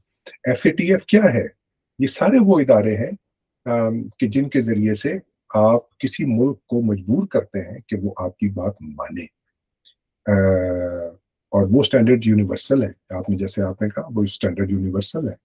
जिस तरह से दवाएं यूनिवर्सल हैं, जिस तरह से साइकोथेरेपी की फॉर्म्स यूनिवर्सल हैं, आप लोकल, मिसाल के तौर पर मुझे तो सबसे ज्यादा खुशी आप लोगों को देख के इस बात पर भी होती है कि आप लोग फर्शी नशिस्त इस्तेमाल करते हैं, which is very close to your cultural history. लेकिन आप जाइए किसी, मेरा ख्याल मेरा ये पहला एक्सपीरियंस है कि मैं पाकिस्तान में किसी फोरम पे बात कर रहा हूँ और वहाँ फर्शी नशिस्त है। आपको ये सिखा दिया गया है कि आपके कल्चर की, आपकी हर चीज जो है वो आउटडेटेड है। अगर आपने इस दुनिया से इंटरेक्ट करना है तो आपको इंटरेक्ट करने के लिए आपको you have to be like them. You can't survive keeping your identity and particularly cultural identity and cultural affiliations. You can't grow, you can't develop. ये ग्लोबलाइजेशन ऑफ माइंड मेरा सब्जेक्ट है कि जब आप उनसे मुख्तलिफ होकर सोचना और रहना और काम करना अफोर्ड नहीं करते। ये सवाल बिल्कुल ठीक है, ये कि मैं यहाँ बैठा हूँ, आयरलैंड में बैठा हूँ, यहाँ बैठकर ये काम कर रहा हूँ, ये बात ये बिल्कुल ठीक है, तरह मैं इसको मानने पर तैयार हूँ। लेकिन शायद यहाँ बैठकर जो थोड़ा सा एक ये तंगी नहीं होती कि अब लोड शेडिंग हो गई है, अब बाहर स्ट्राइक हो गई है, अब आप बाहर नहीं जा सकते, बच्चों की सिक्योरिटी का इशू उठता है आपके जहन में, बच्चे स्कूल गए हैं, अल्लाह करे खैरियत से वापस आए, जरा सी इस एंजाइटी से आप फ्री होके आप काम कर सकते हैं। तो ये आसानी बहरहाल मौजूद है। बहुत शुक्रिया डॉक्टर अख्तर। अब आखिरी सवाल शायद आपको करना था, एक लास्ट क्वेश्चन है बस, फिर हम question I'm sorry. Thank you sir, thank you so much. बहुत एक तारीखी पहलू था आपकी बात से, मैंने थोड़ा सा एक जहन में बात आई। एक कौम थी इखवानी सफा, शायद इखवानी सफा के एक कौम थी अब्बासी खिलाफत के बाद। अब ये मंजर यहाँ पे तो नहीं है, तो मेरे हिसाब से आपकी बात से मुझे ऐसा लगा सर कि क्या ये कॉलोनाइजेशन का कंट्रीब्यूटिंग फैक्टर बनी थी बात में जाकर, क्योंकि डेफिनेटली कॉलोनाइजेशन को जो सपोर्टिंग फैक्टर है वो तो नॉलेज है, फिलोसॉफी है। ये छोटा सा सवाल है सर। ये छोटा सा सवाल नहीं है सर। ये छोटा सा सवाल नहीं है। आप जवाब दे सकते हैं लेकिन इसका। हाँ, मैं कोशिश करता हूँ। देखिए, कॉलोनाइजेशन के को रेजिस्ट करते हुए, उसके खिलाफ मुकावमत में, मुझे कनाडा से एक साहब का फोन आया, कहने लगे मुझे ये मुकावमत का मतलब तो बताइए। तो इस सारे प्रोसेस में बेतहाशा तहरीकें उठी। मुश्किल ये है सर कि मुझे ये फैसला करना है कि इस्तेमार के खिलाफ जंग लड़ते हुए मुझे आगे जाना है या पीछे जाना है, ये फैसला करना बस। अब उसका अखवान का या बाकी जो ग्रोह हमने हमारे मुस्लिम मुख्तलिफ ममालिक में पैदा हुए हैं, उनका फैसला आप खुद कीजिएगा। मैं सिर्फ इतनी सी बात जानता हूँ। देखिए, हमारे यहाँ 3 तरह के ग्रुप्स हैं, मुस्लिम ममालिक की बात कर रहा हूँ, 3 तरह के ग्रुप्स हैं। एक वो कि जो पीछे जाना चाहते हैं, वो खिलाफत राशिदा के दौर को वापस लाना चाहते हैं, एक वो ग्रुप है। एक वो ग्रुप है कि जो जहां है वहीं खुश है। अगर आप उनको ये आज़ादी दे दें कि वो अपनी मजहबी रसूमात को अदा कर दें, महफिलें मजलिसें उनका एहतमाम कर लें, वो उसमें खुश हैं, वो उससे ज़्यादा कुछ नहीं मांगते। तीसरा ग्रुप वो है कि जो बैक वक्त आगे और पीछे जाना चाहता है। वो पीछे जाता है 1000 साल पहले, वहां से चीजें उठा के वो फिर फ्यूचर में ट्रैवल करना चाहता है। ये 3 ग्रुप्स हैं। आप फैसला, चौथा ग्रुप यानी कि सिर्फ आगे जाने वाला ग्रुप, कॉलोनाइजेशन के सारे प्रोसेस को समझकर आगे जाने वाला ग्रुप, वो आप हमारे यहाँ नहीं पाएंगे। अब मुझे कम से कम अपनी कम इल्मी का मुझे इतराफ़ है, मुझे वो ग्रुप नज़र नहीं आता कि जो कहे कि नहीं हम ये कॉलोनाइजेशन को इस तरह से समझते हैं, हमने इसके खिलाफ ये मरीज़ाना मैकेनिज्म अडॉप्ट कर लिए हैं, we want to give them up and we want to move ahead. जहाँ एक ऐसा ताल्लुक मगरिब के साथ, यानी मैं उसको और खोल के आपके सामने, मगरिब के साथ एक ऐसा ताल्लुक जो दुश्मनी पर बेस्ड ना हो। अब मैं हो सकता है ये नहीं जो सवाल आपने किया था पहले कि मैं उनके खिलाफ हूँ या मैं उनको ये कहता हूँ कि उन्होंने गलत किया, अब शायद वो भी उस जवाब को भी की भी वजाहत हो जाए कि मैं ही चाहता हूँ कि मुसलमानों का, एक मुसलमान मुल्क का, ममालिक की बात नहीं कर रहा, मुसलमान मुल्क का मगरिब के साथ जो ताल्लुक है वो दुश्मनी की बुनियाद पर ना हो, वो अपनी आइडेंटिटी के इसरार पर हो, जिसमें आप, ये भी मैं नहीं कहता कि आप उनका इल्म लेना बंद कर दें, आप उनसे इल्मी इस्तिफादा करें, मगर ये देखें कि क्या चीज़ आपके लिए मुफीद है, क्या चीज़ आपके लिए मुफीद नहीं है, और इस फिल्टर से चीज़ें गुजार कर आप उनको समझने की कोशिश करें। मैं खुदा न खास्ता मगरिब दुश्मनी की तालीम नहीं दे रहा हूँ, ना उसकी तबलीग कर रहा हूँ।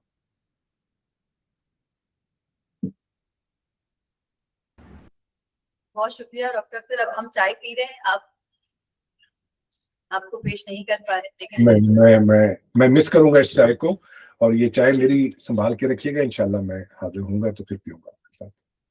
Thank you so much. बहुत शुक्रिया डॉक्टर साहब। Thank you sir.